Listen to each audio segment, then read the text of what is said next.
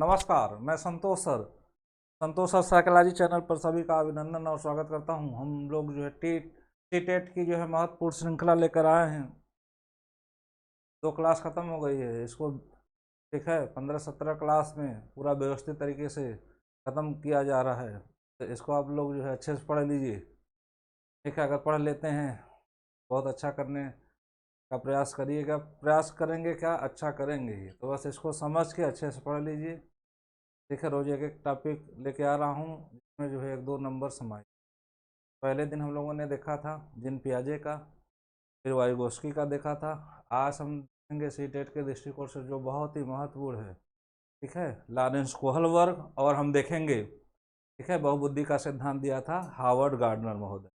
तो ध्यान से देखिए, समझते चलिए। जब समझते चलेंगे तो फिर कोई दिक्कत नहीं होगी, आराम से आप 30 में 30 करेंगे, ठीक है। और अब जो है कल सूचना आई है कि अब जो ऑनलाइन मोड में हो रहा था आप लोगों का सीटेट, अब जो ऑफलाइन 20 अगस्त को होगा। पूरे इंडिया में एक ही दिन होगा, तो आप लोग के पास समय भी है और अच्छे से पढ़ लीजिए, ठीक है। तो प्रारंभ करते हैं।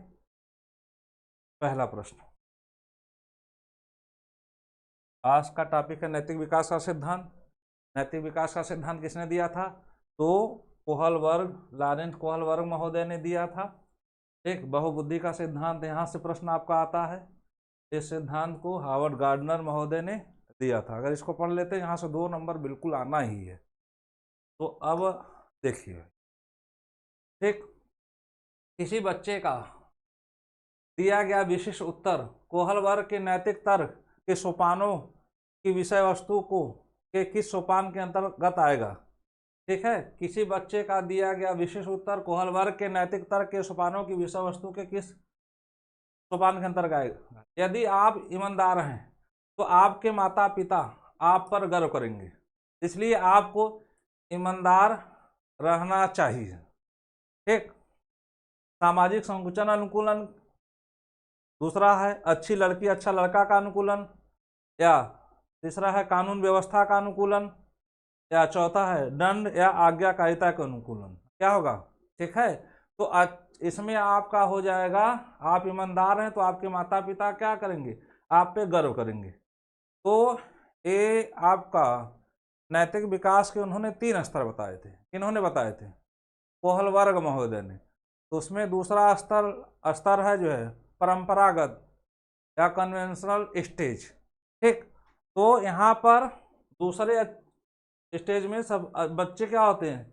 अच्छे होते हैं। तो यहाँ पे अच्छे लड़की और अच्छा लड़के का कंसेप्ट आ गया, ठीक है। क्योंकि इस उम्र में क्या होते हैं बच्चे? स्वयं को अच्छा दिखाने का प्रयास करते हैं, अच्छा बने रहने का प्रयास करते हैं और मर्यादा में रहते हैं। तो बी बिल्कुल सही जवाब है। आगे बढ़ते हैं अगले प्रश्न की तरफ। कोहलबर्ग महोदय ने कौन सा सिद्धांत दिया था? ये प्रश्न आपका सीधे सीधे आता है। संज्ञानात्मक विकास का चरण, संवेगात्मक विकास का चरण, शारीरिक विकास का चरण, या नैतिक विकास का चरण। ठीक, तो कोहलबर्ग महोदय ने कौन सा सिद्धांत दिया था?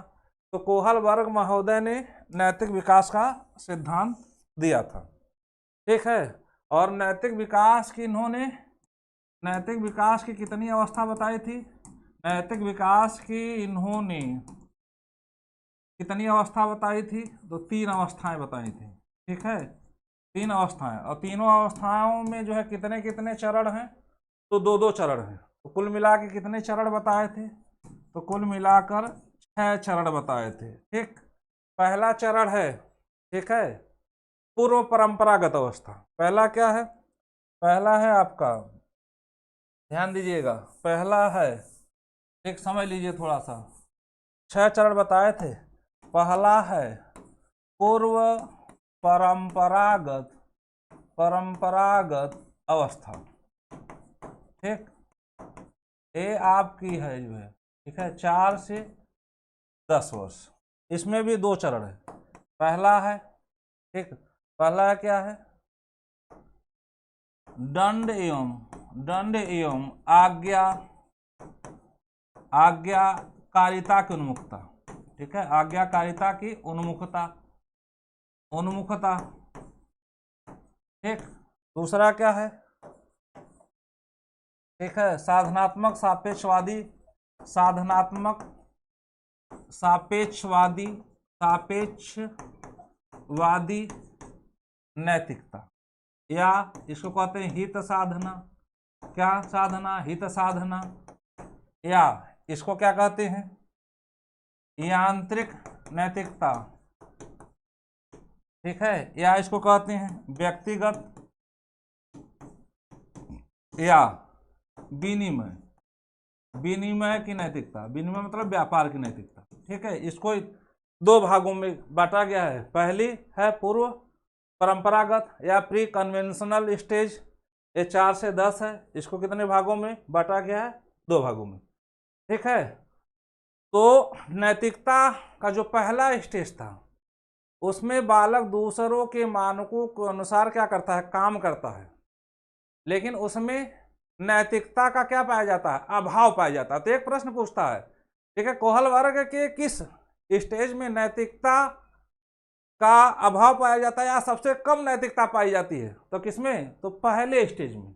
अब यहाँ पे दूसरों के हिसाब से उसकी नैतिकता निर्धारित होती है। तो उसको पता होता है क्या? दंड एवं आज्ञाकारिता। ठीक है। उसको पता होता है कि मम्मी की बात नहीं मानेंगे। ठीक है। मम्मी कहेंगी दूध पीने के लिए, अगर नहीं मानेंगे, मम्मी कहेंगी पढ़ने के लिए, अगर बात नहीं मानेंगे तो पिटा जाएंगे, मार खाएंगे। ठीक, तो दंड मिल सकता है। अगर बात मान लिए तो फिर क्या कहेंगी? मेरा बच्चा बहुत अच्छा है, तारीफ करेंगी, आज्ञाकारी है। ठीक, तो दंड एवं आज्ञाकारिता की उन्मुखता किसमें है? पहली अवस्था में, नैतिक विकास के पहले अवस्था में है। अब दूसरा इसी में क्या है? इसी में पूर्व परंपरागत में साधनात्मक सापेक्षवादी नैतिकता या हित साधता। वह हित साधता है। ठीक है। मम्मी की बात मानेंगे तो मम्मी क्या देंगी? ठीक, मम्मी क्या देंगी? फिर मम्मी से हम जहाज मांगेंगे, मम्मी से खिलौना मांगेंगे, मम्मी से कार मांगेंगे। ठीक है। यह क्या है? यंत्रवत है। ठीक है। यह क्या है? यंत्रवत है। जैसे को तैसा, यंत्रवत है, जैसे को तैसा। ठीक है। मुझे तुम पेन दो तो मैं तुम्हें अपना किताब दूंगा। ठीक, यह अंतर्वत है, जो हित साधता है। और क्या है? यह व्यक्तिगत स्वार्थ पे आधारित है। ठीक है। और यह किस पे आधारित है? लेन देन पर आधारित है। लेन देन पर आधारित है, विनिमय पर आधारित है। तो ये समझ चीजें याद रखिएगा जो है। ठीक है। आगे और कंसेप्ट होगा। यह पहली अवस्था है। और इन्होंने कौन सा सिद्धांत दिया था? नैतिक विकास का सिद्धांत किससे संबंधित है? कोहल वर्ग महोदय से। अब देखिए, अवॉइडिंग पनिशमेंट, सेल्फ इंट्रेंस, ये 2 है। ठीक है। प्री कन्वेंशनल एज के, प्री कन्वेंशनल एज के 2 हैं। ठीक, ए है पनिशमेंट, अवॉइडिंग, और सेल्फ इंट्रेंस स्वयं की रुचि है। ठीक है, या स्वयं का हित साधना है। ये हो गया। और दूसरे में क्या है? दूसरी अवस्था में good boy good girl attitude, अच्छी लड़का और अच्छा लड़के। ठीक, लॉ एंड ऑर्डर मोरलिटी। ठीक है, नियम कानून बना रहे, सामाजिक व्यवस्था बनी रहे। ठीक। अब तीसरा क्या है? सामाजिक अनुबंध की अवस्था। ठीक है। और प्रिंसिपल, जो सार्वभौमिक यूनिवर्सल सिद्धांत होते हैं, सोशल कॉन्ट्रैक्ट एंड, ठीक है, यूनिवर्सल ट्रूथ, या इसको कहते हैं प्रिंसिपल, जो सिद्धांत पे काम करता है। ठीक है। उसकी नैतिकता किस पे निर्धारित होती है? सिद्धांत पे। बहुत से जो है विकल्प होते हैं, उसका नैतिक स्तर क्या होता है? सर्वोच्च होता है, अपने विवेक से काम करता है। ठीक। बहुत से नैतिकता के बहुत से स्तर होते हैं, उसमें जो उसको लगता है लोकतांत्रिक है, जो तार्किक है, उस हिसाब से वो क्या करता है? काम करता है। और इसमें क्या होता है? दूसरे में, ठीक है, इसमें क्या होता है? स्वयं को उत्तम बनाने की उन्मुखता होती है। और क्या होता है? नियम कानून बना रहे, दादाजी को पानी देना है तो पानी देना है। ठीक है। मम्मी की बात मानना है तो मानना है, सामाजिक व्यवस्था न बिगड़े भाई। लेकिन यहाँ पे यह सर्वोच्च नैतिक कंडीशन होता है। तो इसके कितने स्तर बताए? 6। आगे बढ़ते हैं हम लोग। अगला प्रश्न, कोहल वर्ग के सिद्धांत के पूर्व परंपरागत स्तर के अनुसार कोई नैतिक निर्णय लेते समय एक व्यक्ति निम्नलिखित में से किस स्तर पर प्रवृत्त होगा? अभी बताया गया आप लोगों को। तो ठीक है, तो ध्यान से देखिए और सही चीजें होनी चाहिए। तो व्यक्तिगत आवश्यकताएं तथा इच्छाएं, व्यक्तिगत मूल्य, ठीक है, पारिवारिक अपेक्षाएं, या अंतर्निहित संभावित दंड। ठीक, अंतर्निहित संभावित दंड, ठीक है, हित साधना या संभावित दंड, तो इसमें क्या हो जाएगा, ए हो जाएगा, ठीक है, D is the right answer. आगे बढ़ते हैं। लॉरेंस कोहलवर के नैतिक तर्क के सिद्धांत की अनेक बातों के लिए आलोचना की जाती है, ठीक, इस आलोचना के संदर्भ में निम्नलिखित में से कौन सा कथन सही है। अपनी सैद्धांतिक रूपरेखा पर पहुंचने के लिए कोहलवर ने पियाजे के सिद्धांतों को दोहराया, इसलिए आलोचना नहीं की जाती भाई, ठीक है। सबसे पहले जिन पियाजे ने नैतिक विकास से संदर्भित सिद्धांत दिया था, लेकिन इसको फिर कोहलवर ने क्या किया, बढ़ा दिया। तो वर्तमान में नैतिक विकास का सिद्धांत किसने दिया, तो कोहलवर ने। कोहलवर ने नैतिक तर्क के प्रत्येक सोपान के लिए विशेष उत्तर नहीं दिया, इसके लिए भी आलोचना नहीं की जाती है। कोहलवर का नैतिक सिद्धांत बच्चों के प्रतिरूप पर ध्यान केंद्रित नहीं करता, ठीक है, ऐसा कुछ नहीं है, इसके लिए भी जो है आलोचना नहीं की जाती है। कोहलवर्ग ने, ठीक है, करता है भाई, कोहलवर ने अपने अध्ययन को मूलतः पुरुषों के नमूनों पर आधारित किया, ठीक है, यही सही है, इसलिए आलोचना की जाती है।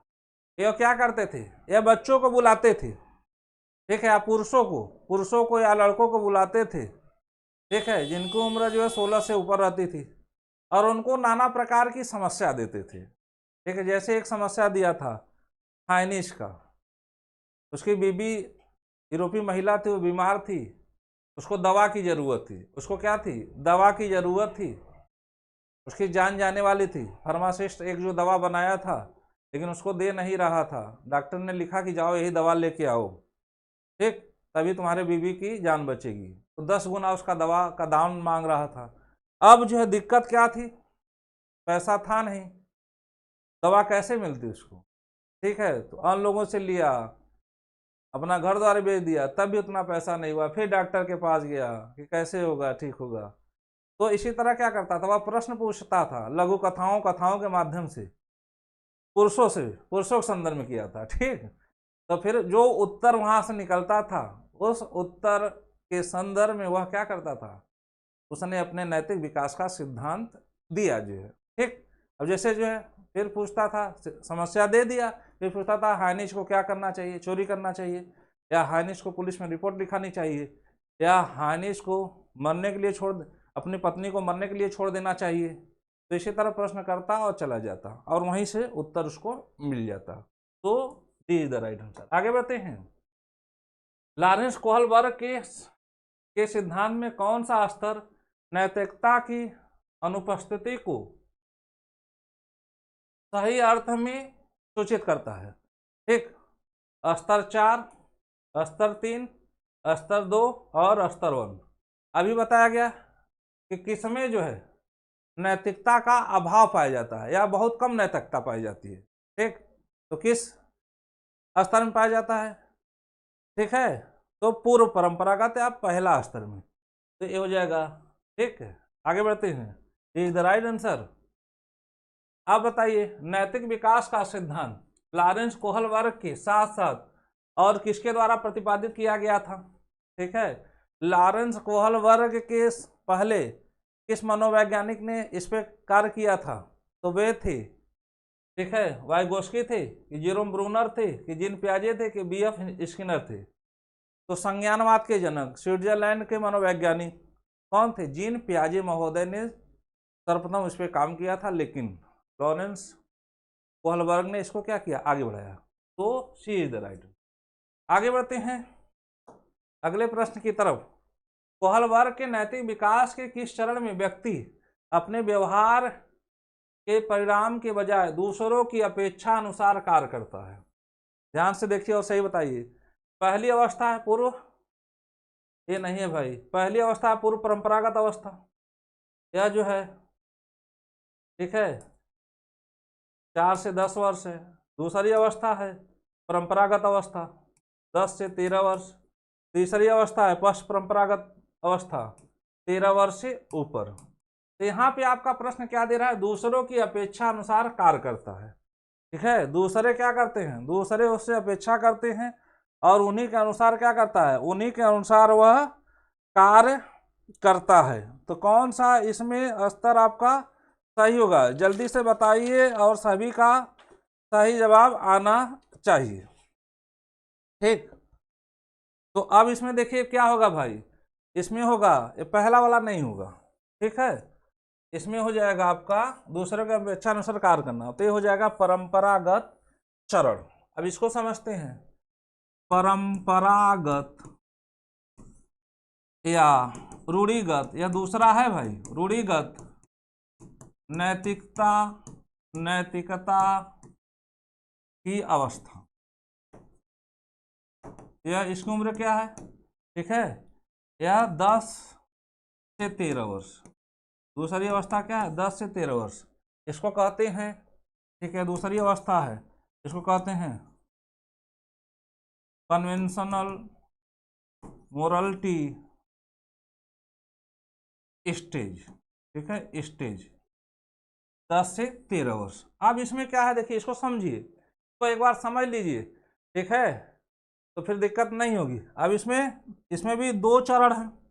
पहला है क्या? पहला स्वयं को उत्तम बनाने की उन्मुखता। ठीक है, बनाने की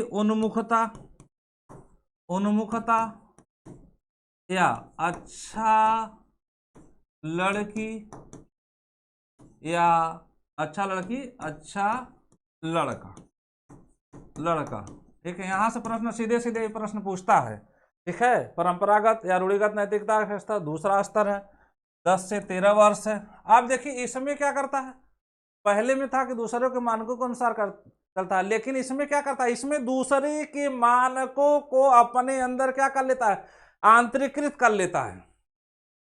ठीक, अगर जो है मम्मी कहती हैं, ठीक है, दूसरों की मदद करनी चाहिए, अच्छी बात है, तो अच्छी बात है, मदद करनी चाहिए। ठीक है, दूसरों की अपेक्षा अनुसार क्या करता है, काम करता है। ठीक है, और ऐसा कोई काम नहीं करता जिससे सामाजिक मर्यादा क्या हो, बिगड़े। ठीक, आंटी जी बगल वाली कह रही हैं कुछ सामान ले आ दो, तो दौड़ के जो है ले आएगा। ठीक है, मम्मी पापा कह रहे हैं कि दादाजी को पानी दे दो, दे देगा, कि दादाजी को तकलीफ नहीं हो। दूसरे जो कह रहे हैं, जो अच्छी अच्छी चीजें बता रहे हैं, वह सही बता रहे हैं। ठीक, तो यहाँ पे स्वयं को उत्तम बनाने की उन्मुखता रहती है कि सभी लोग हमको क्या कहे कि अच्छा बच्चा है। ठीक है, अच्छा लड़की और अच्छा लड़का। अब दूसरा है क्या, सामाजिक व्यवस्था की उन्मुखता या ठीक है, सामाजिक या कर्तव्य एवं कानून की उन्मुखता। ठीक है, कानून की उन्मुखता। भाई कोई ऐसा काम नहीं करना है जिससे क्या हो, सामाजिक व्यवस्था बिगड़े जो है। ठीक है, और नियम कानून क्या है, नियम कानून बना रहे जो है। अगर बड़े कह रहे हैं ये चीजें अच्छी हैं तो अच्छी हैं।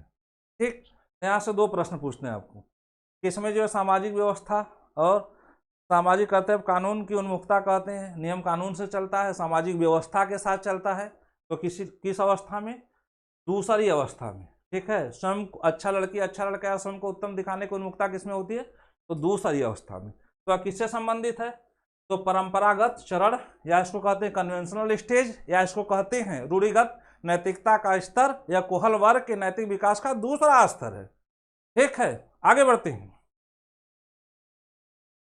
तीसरा, एक किशोर तर्क देता है, यदि हेंज अपनी पत्नी को बचाने के लिए वह सब कुछ नहीं करता जो उसने किया, तो वह जीवन के मूल्य से कहीं अधिक मूल्य चुका रहा होता। यह उसकी प्रतिक्रिया नैतिक विकास के किस चरण की विशेषता है। ठीक है, यह उसकी प्रतिक्रिया नैतिक विकास के किस चरण की विशेषता है, सामाजिक व्यवस्था अनुरक्षण अभिविन्यास। ठीक, दूसरा सामाजिक अनुबंध अभिन्यास, या अच्छी लड़की या अच्छा लड़का अभिन्यास। ठीक है, या सार्वभौमिक नीति सिद्धांत अभिन्यास। अब देखिए, ठीक है, अब क्या है, अब यह यह किसकी बात करता है? तो यह बात करता है सार्वभौमिक नीति अभिन्यास। ठीक, अब यह तीसरी अवस्था की बात है। तीसरी अवस्था कौन सी है भाई? तीसरी अवस्था कौन सी है? ठीक है, तीसरी अवस्था है उत्तर परंपरागत, उत्तर परंपरागत नैतिकता की उन्मुखता। ठीक है, नैतिकता की उन्मुखता, उन्मुखता या इसको कहते हैं, और इसको क्या कहते हैं? Post conventional stage, post conventional, conventional stage. ठीक है, यह 13 वर्ष से ऊपर है। 13 वर्ष क्या है? ऊपर है। ठीक, 13 वर्ष के ऊपर। इसमें बालक का जो चिंतन का स्तर होता है यह सर्वोच्च होता है। ठीक है, और इसमें जो है नैतिकता का स्तर भी क्या होता है? यह सर्वोच्च होता है। ठीक, अब वह उसका जो नैतिकता होती है स्वयं के मानकों से निर्धारित होती है। किसके मानकों से? दूसरों के नहीं, अपने स्वयं के मानकों से क्या होती है? निर्धारित होती है। ठीक है, वह अपने विवेक से काम करता है। उसके पास बहुत से जो है नियम कानून वैकल्पिक तरीके होते हैं, लेकिन उनमें से वह किसको अपनाता है? जो उसको लोकतांत्रिक लगता है। तो जो उसको क्या लगता है? लोकतांत्रिक लगता है। तो इसके भी दो भाग हैं। ठीक है, इसमें भी दो भाग हैं। तो इसको कहते हैं सामाजिक अनुबंध की उन्मुखता। इसमें पहला क्या है? सामाजिक अनुबंध की उन्मुखता। ठीक, अनुबंध की उन्मुखता या इसको कहते हैं, ठीक है, या इसको क्या कहते हैं? इसको कहते हैं व्यक्तिगत नियमों एवं अधिकारों की अधिकता, या इसको कहते हैं व्यक्तिगत स्वयं का व्यक्तिगत नियमों एवं अधिकारों की उन्मुखता, अधिकारों की उन्मुखता। ठीक, व्यक्तिगत नियम एवं अधिकारों की उन्मुखता। तो सामाजिक अनुबंध की उन्मुखता, उसके पास क्या होते हैं? उसके पास जो है सभी व्यक्तिगत नियमों अधिकारों का, सभी व्यक्तिगत नियमों और अधिकारों का क्या करता है? आदर सम्मान करता है, लेकिन जो लोकतांत्रिक होता है, जो सही होता है। ठीक, तो एक प्रश्न पूछता है सामाजिक अनुबंध की उन्मुखता या व्यक्तिगत नियमों अधिकारों की उन्मुखता किससे संबंधित है? तो उत्तर परंपरागत नैतिकता से। अब इसी में है आपका, ठीक है, इसी में आपका है जो है ये सार्वभौमिक नीतिपरक उन्मुखता। तो ये इसी के अंतर्गत है। आगे देख लेते हैं। अब देखिए, लॉरेंस कोहलबर्ग द्वारा प्रतिपादित नैतिक विकास के किस स्तर पर व्यक्ति यह तर्क करते हैं कि मानवाधिकार एवं न्याय, मानवाधिकार एवं न्याय सबसे जरूरी है, भले ही वह सामाजिक कानून के खिलाफ हो। ठीक, अब वह किसकी बात करता है? जो सर्वोच्च नैतिकता है। ठीक है, मानवाधिकार की बात करता है। ठीक, लोकतांत्रिक तरीकों की बात करता है। तो किस में आ जाएंगे? आज्ञा पालन एवं दंड अभिन्यास, अच्छा लड़की अच्छा लड़का अभिन्यास, अधिकारिता सामाजिक क्रम व्यवस्था अभिन्यास, या सार्वभौमिक नीतिपरक सिद्धांत। तो देखिए भाई, यह पहली अवस्था है, यह नहीं होगा। यहाँ मानवाधिकार न्याय की बात, ठीक है, नहीं हो रही है। अच्छी लड़का और अच्छा लड़का, यह दूसरों के मानकों के हिसाब से काम करता है, जो सही लगेगा वही करेगा, यह भी नहीं होगा। ठीक है, यह भी नहीं है। तो यह सार्वभौमिक नीतिपरक उन्मुखता।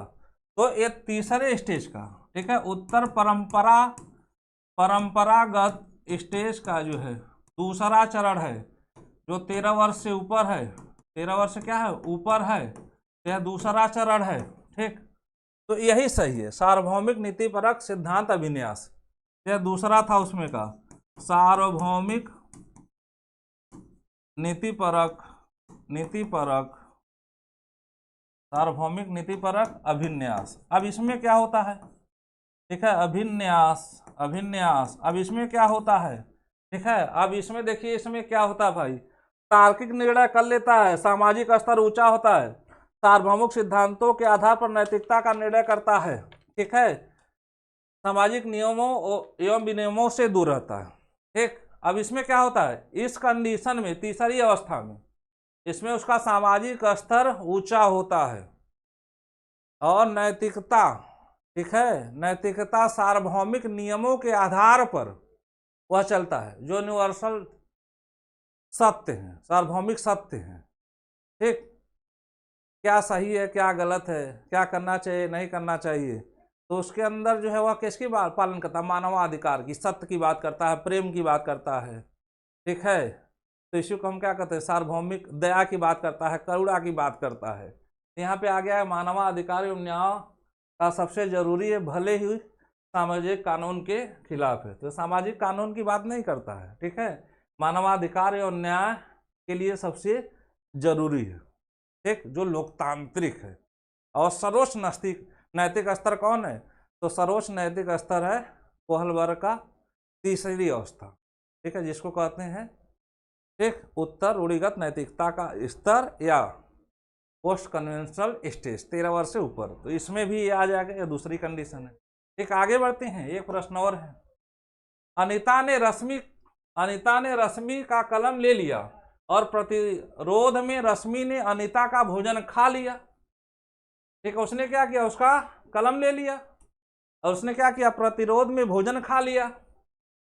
तो पूजा यह सब देख रही थी, किंतु उसने अपने अध्यापिका को सूचित नहीं किया, क्योंकि दोनों ने एक दूसरे से बदला ले लिया। ठीक, लॉरेंस कोहलवर्ग के अनुसार पूजा नैतिक विकास की कौन सी अवस्था में है? ठीक है, अच्छा लड़की और अच्छा लड़का? नहीं भाई, यह नहीं है।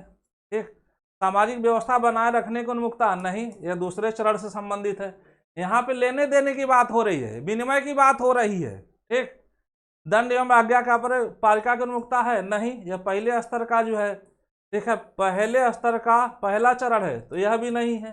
दंड आज्ञाकारिता की बात नहीं हो रही। इसमें क्या बात हो रही है? यांत्रिक उद्देश्य उन्मुखीकरण अर्थात विनिमय की बात हो रही है। किसकी बात हो रही है? विनिमय की बात हो रही है, आदान प्रदान की बात हो रही है। ठीक है, हित साधने की बात हो रही है। तो कौन सा सही हो जाएगा? तो D is the right answer. ठीक है, बिल्कुल सही जवाब। आगे बढ़ते हैं। अब देखिए, अब इसको जरा विस्तार में देख लेते हैं। नैतिक विकास का सिद्धांत लॉरेंस कोहलवर्ग महोदय ने दिया था। इसके दो पक्ष हैं, एक है नैतिक द्विधा, दूसरा है नैतिक तर्कड़ा। ठीक, और नैतिक विकास के कितने स्तर बताए थे? तो नैतिक विकास के इन्होंने 3 स्तर बताए थे। अब नैतिक दुविधा क्या है? जैसे हिज के सामने क्या कंडीशन थी कि बीवी की जान बचाने के लिए क्या किया जाए? चोरी कर लिया जाए। चोरी करेंगे तो पुलिस पकड़ ले जाएगी, न्यायालय में जाएंगे, सजा हो सकती है। ठीक है, इस दुविधा में था। अगर चोरी नहीं करते हैं तो बीवी की जान चली जाएगी, दवा कहाँ से आएगा? तीसरी कंडीशन थी, पुलिस में कंप्लेन किया जाए कि दवा बहुत महंगी दे रहा है। ये सब क्या था? ये सब दुविधा था। ठीक, तो दुविधा का मतलब सही निर्णय नहीं ले पाना, तो इसको कहते हैं नैतिक दुविधा। लेकिन उसने सोच लिया कि ठीक है, नैतिकता इस समय क्या कहती है? नैतिकता इस समय कहती है कि पहले बीबी की जान बचाई जाए। जब उसने एक निर्णय ले लिया कि बीबी की जान बचाना है, तो इसको कहते हैं नैतिक तर्कड़ा, एक डिसीजन पर आ जाना। और उस बीबी को जान बचाने के लिए उसके पास एक ही विकल्प था कि मेडिकल की दुकान में चोरी करा दिया जाए, और चोरी करा दिया। तो इसी को हम कहते हैं क्या? नैतिक तर्कड़ा, जब एक डिसीजन पे आ जाना। और इन्होंने नैतिक विकास के कितने स्तर बताए थे? 3। आगे बढ़ते हैं। अब पहला क्या था? पूर्व परंपरागत या पूर्व रूढ़िगत नैतिकता का स्तर, अभी पढ़ाया गया था आप लोगों को, 4 से 10 वर्ष। इसको कहते हैं प्री कन्वेंशनल, ठीक है, मोरलिटी स्टेज। इसमें 2 चीजें हैं, दंड एवं आज्ञाकारिता की निकता। ठीक, इसको बताया गया था अभी, इसको याद रखिएगा, भूलिएगा मत भाई, सीधे सीधे यहाँ से प्रश्न आता है। वह काम, ठीक है, नैतिकता का अभाव पाया जाता है, या सबसे कम नैतिकता इसी में पाई जाती है, इसी स्तर पे, इस स्तर पे। तो दंड क्या है? दंड क्या है? बात नहीं मानेंगे मम्मी की तो मार खा जाएंगे, बात मान लेंगे तो हमको अच्छा बच्चा कहेंगे। फिर हम क्या करेंगे? साधनात्मक सापेक्षवादी, अर्थात हित साधेंगे। ठीक है, क्या करेंगे? हित साधेंगे। मम्मी आपकी बात मानिए, खिलौना दिलाइए, मोटर गाड़ी दिलाइए, कार दिलाइए। ठीक है, इसको कहते हैं जैसे को तैसा, ऊपर प्रश्न में भी था। या आंतरिक उद्देश्य है, ठीक है, या लेन देन पर आधारित है। जो चीजें लेन देन पर आधारित है उसमें तार्किकता, विवेक नहीं होता है, मानवता नहीं होती है। ठीक है, वह यांत्रिक है। ठीक, और व्यक्तिवादी है, यह व्यक्तिवादी और अपने हित की बात करता है और लेन देन विनिमय की बात करता है, व्यापार की बात करता है। तो इसको याद रखिएगा, यहाँ से सीधे सीधे प्रश्न मिलेंगे, गलत नहीं होना चाहिए भाई। दूसरा है परंपरागत नैतिकता या रूढ़िगत नैतिकता का स्तर, या 10 से 13 वर्ष। इसमें क्या करता है बालक, दूसरे के मानकों को अपने अंदर आंतरिकित कर लेता है। मम्मी कहती हैं कि लोगों का भला करना चाहिए, अच्छी बात है, तो हाँ लोगों की भला करना चाहिए, बड़ों की बात मानना चाहिए, मम्मी पापा कह रहे हैं तो बात मानना चाहिए, ये सब अच्छाई है, अच्छी चीज़ है। तो इसमें जो है स्वयं को उत्तम बनाने की उन्मुखता, इससे संबंधित है अच्छा लड़की और अच्छा लड़का। कोई ऐसा काम ना करें, बात मानना है तो मानना है, दादाजी को पानी देना है तो देना है, ठीक है, कोई गलत काम नहीं करते हैं, बचना चाहते हैं कि सभी लोग इनको अच्छा कहे, ठीक, और सभी लोग इनको अंदर भी सभी के सामने जो उत्तम बनाने की उन्मुखता रहती है। दूसरा क्या, सामाजिक व्यवस्था बनाए रखने या कानून एवं व्यवस्था की उन्मुखता कहते हैं, ठीक है, कोई गलत काम नहीं करना भाई, ठीक है, आंटी जी कोई सामान मंगा रही तो ले आना है, मम्मी भी कोई बात कर रही तो मान लेना है, दादाजी को पानी देना है तो दे देना है, दादाजी को खाना देना है तो दे देना है। लेकिन पहले स्तर के बालक, ठीक है, उनको डांट देंगे तो नहीं सुनते हैं, जो बड़े बच्चे होते हैं उनका भी मन किया, जो मन किया वो काम करते हैं। तो ये ध्यान रखते हैं, मर्यादा का ध्यान रखते हैं, सामाजिकता का ध्यान रखते हैं। तो यहाँ से प्रश्न पूछता है, सामाजिक व्यवस्था बनाए तथा कानूनी व्यवस्था की उन्मुखता किसे कहते हैं, तो दूसरी अवस्था संबंधित।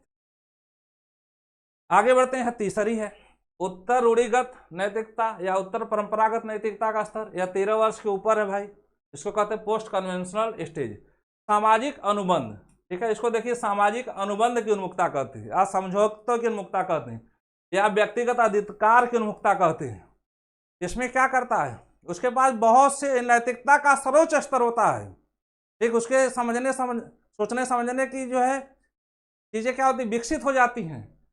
तो जो उसके पास बहुत से जो है विकल्प होते हैं, लेकिन उन्हीं को मानता है जो उसको लोकतांत्रिक लगता है, जो उसको सही लगता है, जो है, ठीक, तो यहाँ पे अपने विवेक से काम करता है, यह नैतिकता का सर्वोच्च स्तर, इसको याद रखिएगा। और सार्वभौमिक नीति परक उन्मुखता, ठीक है, इसमें जो है मानवाधिकार की बात करता है, ठीक, जो सार्वभौमिक सत्य है, प्रेम दया करुणा की बात करता है, ठीक है, अगर किसी की मदद करनी चाहिए, ठीक, अगर जो है लग रहा है कि इसको मदद करनी चाहिए, इसका विवेक काम कर रहा है, ठीक, अपने विवेक से काम करता है, तो नियम कानून को हटाकर जो है अपने विवेक की बात मानता है, ठीक है, अपने स्वयं की नैतिकता से, ठीक है, स्वयं दूसरे की नैतिकता से इसका निर्धारित नहीं होता है, यह स्वयं के विवेक से काम करता है। तो एक प्रश्न पूछता है, सार्वभौमिक नैतिक उन्मुखता किससे संबंधित है, तो उत्तर रूढ़िगत या उत्तर परंपरागत। तो हो गया आपका जो है लॉरेंस कोहल वर्ग का नैतिक विकास का सिद्धांत। इसमें 3 स्तर है, तीनों को याद रखिएगा, 3 अवस्थाएं, 3 अवस्थाओं में जो है 2-2 चरण है, ठीक है, तो कुल 3 अवस्थाएं हैं और 6 चरण है अगर क्रम से देखा जाए। यहीं से सीधे सीधे प्रश्न आएगा, जो है इसको ध्यान में रखे रहिएगा, 1 नंबर जरूर हो जाएगा, भूलिएगा मत भाई। आगे बढ़ते हैं, एक और सिद्धांत देख लेते हैं, ठीक है, बहुबुद्धि का सिद्धांत। तो बहुबुद्धि का सिद्धांत किसने दिया था, मल्टीपल इंटेलिजेंट थ्योरी, तो किसने दिया था, अमेरिकी मनोवैज्ञानिक थे हार्वर्ड गार्डनर महोदय। ठीक, यहाँ से एक प्रश्न आपका जरूर आता है, इन्होंने बहुबौद्धिकता के सिद्धांत का प्रस्तावित किया था और इनकी पुस्तक थी फ्रेम्स ऑफ माइंड, किसमें दिया था, फ्रेम्स ऑफ माइंड में दिया था। इन्होंने बताया कि उन्हें विश्वास नहीं था कि संज्ञान एक रूप है जो सभी मानवीय सोच को छोटा बनाता है, स्वायत्त बौद्धिकता क्षमताओं के साथ कई बौद्धिकता होती है। देखिए, इन्होंने बताया कि व्यक्ति में जो है ये मस्तिष्क में नाना प्रकार की बुद्धि होती है, और उन्होंने क्या किया था, इन्होंने अपने क्षेत्र में कुशलता रखने वाले कुशल व्यक्तियों का अध्ययन किया और उस कुशलता के आधार पर इन्होंने कहा कि व्यक्तियों में अलग अलग बुद्धि होती है, लेकिन जरूरत पड़ने पर क्या होती है, यह समस्त बुद्धियां आपस में मिलकर जो है, ठीक, अगर जरूरत पड़ने पर एक ही जगह जो है लगानी है तो समस्त बुद्धियां आपस में मिलकर काम करती हैं। ठीक है, तो इसी को संदर्भित करते हुए इन्होंने जो है बहुबुद्धि का सिद्धांत दिया। ठीक है, इन्होंने कुल कितनी बुद्धि बताई, तो इन्होंने शुरू में जब इस सिद्धांत का प्रतिपादन किया था 1983 में इस पुस्तक में, तो 7 बुद्धि बताई थी। फिर 1998 में कितनी हो गई, 8 हो गई, फिर 2000 में 9 हो गई, और वर्तमान में 8 ही बुद्धि को माना जाता है। NCERT भी जो 8 ही बुद्धि को मानता है। तो देखा जा सकता है गार्डनर ने प्रारंभ में 8 प्रकार की बौद्धिकता का प्रस्ताव रखा था, जो बाद में बढ़कर 9 हो गई। इस प्रकार गार्डनर प्रत्येक व्यक्ति को विभिन्न बौद्धिकता के विशिष्ट संयोजन के रूप में देखते हैं। इसलिए यह नहीं कहा जा सकता है कि एक व्यक्ति अधिक बुद्धिमान है तो दूसरा जो है कम बुद्धिमान। ठीक है, कब कितनी बुद्धि है जो है, कितना कम ज्यादा है, यह कहा नहीं जा सकता। एक से अधिक बौद्धिक क्षमता लोगों के अंदर हो सकती है, जो जरूरत पड़ने पर क्या करती है, आपस में मिलकर काम करती है। अब आगे बढ़ते हैं। अब देखिए यहाँ इसको ध्यान से देख लीजिएगा, यहीं से आपका प्रश्न सीधे सीधे उठाता है। तो 1983 में इन्होंने कितनी बुद्धि बताई थी, 7, ठीक, अपनी पुस्तक में। फिर 1998 में बढ़ के कितनी हो गई, 8, ठीक है, और सन 2000 में कितनी हो गई, 9। लेकिन NCERT, नेशनल काउंसिल ऑफ, ठीक है, national council of educational research and training वर्तमान में कितना मानता है, 8। अब देखते हैं, ठीक, अब इसको क्रम से हम देखते हैं, इसको मत भूलिएगा, यहीं से सीधे सीधे प्रश्न आपका उठाता है। पहले तो प्रश्न पूछ लेता है कि बहुबुद्धि का सिद्धांत किसने दिया था, तो हावर्ड गार्डनर ने। ठीक है, बहुबुद्धि, बहुतत्व पूछेगा तो थॉर्नडाइक है। ठीक है, बुद्धि का द्विकारक सिद्धांत है तो स्पीयरमैन है। ठीक, तो अलग अलग है, इसको ध्यान रखिएगा, थोड़ा थोड़ा शब्दों में हेर फेर है। तो पहला है भाषागत एवं शाब्दिक बुद्धि। ठीक है, भाषागत एवं शाब्दिक बुद्धि, लिंग्विस्टिक कहते हैं इसको। ठीक, तो इसके अंतर्गत कौन आते हैं, लेखक आते हैं, कवि आते हैं, पत्रकार आते हैं, ठीक है, वकील आते हैं। इनके पास क्या होता है, इनके पास शब्दों का भंडार बहुत ज्यादा होता है। ठीक है, कहा भी गया है जहां न पहुंचे रवि वहां पहुंचे कवि, तो मत भूलिएगा। वकील, लेखक, कवि, पत्रकार, इनके अंदर जो है भाषागत और शाब्दिक बुद्धि पाई जाती है। दूसरा है क्या, तार्किक एवं गणितीय बुद्धि। ठीक है, लॉजिकल एवं मैथमेटिकल इंटेलिजेंट किसके अंदर पाई जाती है, तो है वैज्ञानिक के अंदर पाई जाती है और गणितज्ञ के अंदर। इन्होंने बताया था किसके अंदर पाई जाती है, वैज्ञानिक के अंदर और गणितज्ञ के अंदर। तीसरी बुद्धि कौन है भाई, तीसरी है स्पेशियल्स। ठीक, स्पेशियल्स, स्पेशियल्स मतलब होता है स्थानिक। ठीक, स्थानिक का मतलब क्या होता है, किसी एक स्थान के बारे में विशेष जानकारी रखने वाले लोग तो हम क्या, कौन सी बुद्धि वाले कहते हैं, स्थानिक बुद्धि वाले कहते हैं। अब इसके अंतर्गत कौन आ गए, जिनको स्थानिक चीजों का ज्ञान हो, वहां जहां रहते हैं उसका ज्ञान हो, तो उसको कहते हैं मूर्तिकार। ठीक है, मूर्तिकार को पता होता है किस प्रकार की मूर्ति हमको बनानी है। चित्रकार, चित्रकार को पता होता है कि यहाँ पे कौन सी कलाकृति चल रही है। वास्तुकार को पता होता है किस प्रकार कि जो है कहाँ पे कैसे घर बनाना है। जो सामान बेचने वाले, साज सज्जा रखने वाले, ठीक, ये हो गए। तथा नाविक, ठीक है, नाविक जो नाव चलाता है उसको भी एक स्थान विशेष का ज्ञान होता है। ठीक है, उसको पता है कि कहाँ पे नाव लेके जानी है, कहाँ पे लेकर नाव नहीं जानी है। ठीक है, कहाँ पे गहराई ज़्यादा है, कहाँ पे डूबने का चांस है। ठीक, तो ऐसे व्यक्तियों को हम क्या कहते हैं, देशी क्या, स्थानिक। तो यहाँ से प्रश्न सीधे सीधे आएगा, तो गड़बड़ नहीं होना चाहिए भाई। अगला संगीतात्मक बुद्धि या म्यूजिकल इंटेलिजेंट रखने वाले व्यक्ति कौन हो गए, संगीतकार हो गए। ठीक है, कौन हो गए, संगीतकार। और कौन हो गए, ठीक है, वायलिन वादक हो गए, वायलिन वादक हो गए। ये लोगों के अंदर कौन सी बुद्धि होती है, ठीक है, ये लोगों के अंदर जो है संगीत, ठीक, गीत संगीत वाली बुद्धि होती है। कहीं भी शुरू हो जाते हैं, आप लोग भी देखे होंगे, BEd BTC की हैं 100 बच्चे हैं तो 2-4 बच्चे जो है क्या होते हैं, ठीक है, संगीतकार होते हैं। तो म्यूजिकल बुद्धि पाई जाती है संगीतकार के अंदर, वायलिन वादक के अंदर, इन लोगों के अंदर जो है संगीतात्मक बुद्धि पाई जाती है। अगला है शारीरिक गति संवेदी। ठीक है, जिनके शरीर में क्या हो, गति हो। ठीक, शारीरिक गति संवेदी, तो इनको क्या कहते हैं भाई, ठीक है, बॉडली किनेस्थेटिक्स, बॉडली किनेस्थेटिक्स। ठीक है, जिनके शरीर में क्या हो, गति हो, हमेशा क्या हो, ठीक है, गति पाई जाती है। चलते फिरते रहते हैं, तेज गति पाई जाती है। तो इसके अंतर्गत कौन आता है, इस बुद्धि के अंतर्गत कौन आता है, एथलेटिक्स। एथलेटिक्स आप जान ही रहे हैं, ठीक है, एथलेटिक्स आते हैं। और कौन आता है, धावक आता है। और कौन आता है, खिलाड़ी आता है। और कौन आता है, जिम्नास्टिक करने वाले व्यक्ति आते हैं। ठीक, और कौन आता है, नर्तक। नर्तक के शरीर में गति पाई जाती है कि नहीं, बिल्कुल गति पाई जाती है। अभिनेता अभिनेत्री देखते हैं, हमेशा गति ही पाई जाती है। और किसके अंदर, शल्य चिकित्सक। शल्य मतलब जानते हैं, जो ऑपरेशन करते हैं। ठीक, कब भी जो है जरूरत पड़ जाए भागते हैं। 12 बजे रात को भी कोई मरीज आ जाए तो रुकते कहाँ, भागते हैं, शल्य चिकित्सक। और कौन पाए जाते हैं, पायलट। पायलट के भी शरीर में क्या पाई जाती है, गति पाई जाती है। ठीक है, चलाता रहता है, चलाता रहता है ना। तो ये समझ चीज याद रखिएगा। अब आगे बढ़ते हैं। अगला अगला है अंतःवैयक्तिक। अंतःवैयक्तिक, इसको कहते हैं इंट्रापर्सनल।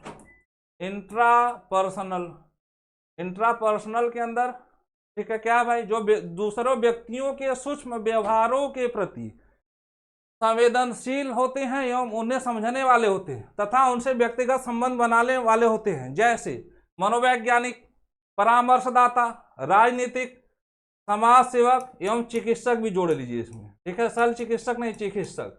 या क्या होते हैं, दूसरे व्यक्तियों के छोटे से छोटे व्यवहारों के प्रति संवेदनशील होते हैं और उन्हें समझने वाले होते हैं और व्यक्तिगत संबंध बनाने वाले होते हैं। अब मनोवैज्ञानिक के पास कोई समस्या लेके जाइए तो ऐसे बात करेगा जैसे लगेगा कि वो आपका रिश्तेदार है। ठीक, परामर्शदाता की भी वही कंडीशन होती है। राजनीतिक ऐसे मिलेंगे कि जैसे लगेगा कि आप ही के खास हैं। ठीक है, आपको मनोदशा को समझ के ऐसा लगेगा कि जो है भैया आए हैं, हमारे बहुत बड़े खास हैं। और कौन होते हैं, समाज सेवक। ये भी जो है आत्मीयता रखते हैं। ठीक है, और कौन होते हैं, चिकित्सक के भी पास चाहिए तो ये भी जो है कैसा व्यवहार करते हैं, सूक्ष्म व्यवहारों के प्रति संबंध और व्यक्तिगत संबंध बनाने वाले, संवेदनशील होते हैं और लोगों को समझने वाले होते हैं। तो इसको कहते हैं अंतःवैयक्तिक, इंट्रापर्सनल। यहाँ से कोई प्रश्न आएगा, परामर्श, राजनीतिक, समाज सेवक, चिकित्सक किसके अंतर्गत आते हैं, तो अंतःवैयक्तिक। अगला है अंतरावैयक्तिक, इसको कहते हैं इंटरपर्सनल। इंटरपर्सनल, पर्सनल, ठीक है, इंटरपर्सनल कहते हैं इसको। तो यहाँ पे ये कौन होते हैं, ऐसे व्यक्ति जो अपनी निजी भावनाओं, ठीक है, अपने स्वयं की भावनाओं से, निजी भावनाओं, इच्छाओं एवं अभिप्रेरणाओं के ज्ञान का, ठीक है, ज्ञान का दूसरों, ज्ञान का प्रयोग कर, ठीक है, ज्ञान का प्रयोग कर दूसरों से सामाजिक संबंध बनाने वाले होते हैं। ठीक है, इसके अंतर्गत कौन होते हैं भाई, ठीक, इनके पास जाइए तो समझ जाते हैं, इनको इतना ज्ञान होता है, इनके अंदर इतनी स्वयं की प्रेरणाएं होती हैं। ठीक है, निजी भावनाएं, इच्छाएं होती हैं, अपनी प्रेरणाएं होती हैं। ठीक, जो दूसरे व्यक्ति के बारे में जान जाते हैं और जान के फिर उनको जो है ऐसा दिशा निर्देश देते हैं तो उनको लगेगा नहीं नहीं ये सब कुछ जान रहे हमारे बारे में। तो ऐसे के अंतर्गत कौन आते हैं, तो आध्यात्मिक एवं दार्शनिक, आध्यात्मिक नेता एवं दार्शनिक आते हैं। अगला है, ठीक है, 8वां, प्रकृतिवादी या नेचुरलिस्ट। ठीक है, प्रकृतिवादी, जो प्रकृति के प्रति संवेदनशील होते हैं, उनको मौसम की जानकारी होती है। ठीक है, उनको जो है समस्त गतिविधियों की जानकारी होती है कि गर्मी में क्या है, ठीक है, जाड़ा में क्या है, ठीक, 3 मौसम है तो क्या क्या बोया जाता है, पर्यटन कब आते हैं किस मौसम में, ठीक है, सैलानी कब आते हैं। ठीक, तो ऐसे पक्षी कब उड़ के आते हैं, किसान को पता होता है क्या बोया जाता है। तो प्रकृतिवादी पर्यावरण के प्राकृतिक पक्ष के प्रति क्या होते हैं, संवेदनशील होते हैं। जैसे शिकारी, ठीक है, शिकारी को पता होता है कि किस मौसम में उसका शिकार इधर भाग के आएगा। ठीक, किसान को पता होता है कि किस मौसम में क्या फसल बोया जाएगा, प्रकृति के प्रति संवेदन। पर्यटकों को पता होता है कि कौन सा सैलानी किस मौसम में कहाँ आएंगे, कैसे आएंगे। प्राणी विज्ञानी, वनस्पति विज्ञानी, पक्षी विज्ञानी, ठीक है, ये लोग कौन होते हैं, ये लोग जो है प्रकृतिवादी बुद्धि वाले होते हैं। अगला है अस्तित्ववादी। 9वां क्या है, अस्तित्ववादी। ठीक है, एग्जिस्टेंशलिस्ट। एग्जिस्टेंशलिस्ट मतलब अस्तित्ववादी। अब ये अस्तित्ववादी क्या होते हैं, ये अपने अस्तित्व के लिए ही परेशान रहते हैं। किसके लिए परेशान रहते हैं, अस्तित्व के लिए ही परेशान रहते हैं। ईश्वर है कि नहीं है। ठीक है, कभी मन किया तो ईश्वर को मान लिए, कभी मन किया ईश्वर को नहीं मान लिए। तो इसके अंतर्गत कौन आते हैं? साधु संत। इसके अंतर्गत कौन आते हैं? साधु संत। इसी में परेशान रहते हैं। लेकिन वर्तमान में जो हावर्ड गार्डनर के बहुबुद्धि सिद्धांत के अंतर्गत, ठीक है, ये हटा दिया गया भाई, इसको याद रखिएगा। वर्तमान में कितनी बुद्धि है? तो वर्तमान में 8 ही है। अगर आपका सीटेट में आता है तो 8 ही आपको करना है, 8 ही पे जो है टिक करनी है। और यहाँ से जो इसके अंदर से पूछेगा तो इसके अंदर से ध्यान से पढ़ लीजिएगा, सीधे सीधे प्रश्न यहीं से पूछेगा, सीधे सीधे प्रश्न यहीं से पूछेगा। ठीक है, आगे बढ़ते हैं, कुछ प्रश्न हो जाए। देखिए आप लोगों को समझ में आया कि नहीं। बहुआयामी बुद्धि का सिद्धांत किसने दिया था भाई? ठीक है, हावर्ड गार्डनर ने, कि रॉबर्ट स्टर्नबर्ग ने, कि अल्फ्रेड बीने ने, कि बीएफ स्किनर ने। तो बहुबुद्धि का सिद्धांत किसने दिया था? ठीक है, तो किसने दिया था? तो इसमें जो है हावर्ड गार्डनर महोदय ने दिया था। ठीक है, इसने 1983 में 7 प्रकार की बुद्धि बताई थी, फिर 1998 में 8 हो गई, फिर जो है 2000 में 9 हो गई, लेकिन वर्तमान में कितनी है? 8 ही मानी जाती है। नेचुरलिस्ट, ठीक है, बॉडली कैनेथिक्स, म्यूजिकल, स्पेटियल, ठीक है, लैंग्विस्टिक, इंट्रापर्सनल, ठीक है, इंटरपर्सनल, लॉजिकल एवं मैथमेटिकल। तो ये 8 याद रखिएगा आप लोग, जो है ये 8 याद रखिएगा, भूलिएगा मत। हावर्ड गार्डनर महोदय ने त्रितंत्र का सिद्धांत दिया था, किसने? ठीक है, रॉबर्ट स्टर्नबर्ग ने। एक कारक सिद्धांत किसने दिया था? बीने ने। ठीक है, क्रिया प्रसूत का सिद्धांत किसने दिया था? स्किनर ने। अगला प्रश्न, मनोवैज्ञानिक समाज सेवक किस बुद्धि के अंतर्गत आते हैं भाई? अभी आपको पढ़ाया गया, अंतर्वैयक्तिक कि अंतरावैयक्तिक कि प्रकृतिवादी कि अस्तित्ववादी। ठीक है, मनोवैज्ञानिक समाज सेवक किसके अंतर्गत आते हैं? तो अंतर्वैयक्तिक के अंतर्गत आते हैं। ठीक है, आगे बढ़ते हैं। मधुलिका नृत्य और योग कला में निपुण है। हावर्ड गार्डनर के अनुसार मधुलिका में उच्च स्तर की कौन सी बुद्धि पाई जाती है? योग में और नृत्य कला में निपुण है। तो अंतर्वैयक्तिक कि अंतर्वैयक्तिक की शारीरिक गति, संवेदी की संगीतात्मक। ठीक है, अभी नृत्य वालों की बात हुई है। ठीक है, नृत्य है तो उनके शरीर में गति होगी। ठीक, गायक होते तो संगीतज्ञ होते, यहाँ कौन सी बुद्धि हो जाएगी? तो शारीरिक गति संवेदी। See the right answer. आगे बढ़ते हैं। पायलट, ठीक है, पायलट, शल्य चिकित्सक, नर्तक, धावक किस बुद्धि के अंतर्गत आते हैं? तो शारीरिक गति संवेदी, या स्थानिक बुद्धि, या अंतर्वैयक्तिक बुद्धि, या अस्तित्ववादी बुद्धि। ठीक, अभी पढ़े थे आप लोग, तो सही जवाब सभी का आना चाहिए। क्या होगा? ठीक है, शारीरिक गति संवेदी। तो ये आपका जो है समाप्त हुआ। इसमें 2 टॉपिक को कवर किया गया, पहला वर्ग का नैतिक विकास का सिद्धांत और बहुबुद्धि का सिद्धांत। तो मुझे उम्मीद और आशा है कि आप लोगों को समझ में आना चाहिए। जो है समझ में अगर पढ़ेंगे तो आ भी जाएगा, और यहाँ से सीधे सीधे 2 नंबर पूछेगा। ठीक है, उसको गलत मत करिएगा। ठीक, और संतोष सर साइकोलॉजी चैनल पर सभी का अभिनंदन और स्वागत है। ठीक, टेट की श्रृंखला जो है मैं इसी तरह जो है 10-15 क्लास में समाप्त करा दूंगा इसी तरह। और जो है फिर 6:30 बजे हम ट्रेनिंग जंक्शन चैनल पर रोज़ मिलते हैं 6:30 बजे। आप लोग जो है अधिक से अधिक लोग जुड़िए जो है, और ट्रेनिंग जंक्शन चैनल को अधिक से अधिक लोग सब्सक्राइब करिए, और 6:30 बजे लाइव मिलिए जो है। और CDP में कोई किसी प्रकार की दिक्कत नहीं होगी। धन्यवाद, थैंक यू।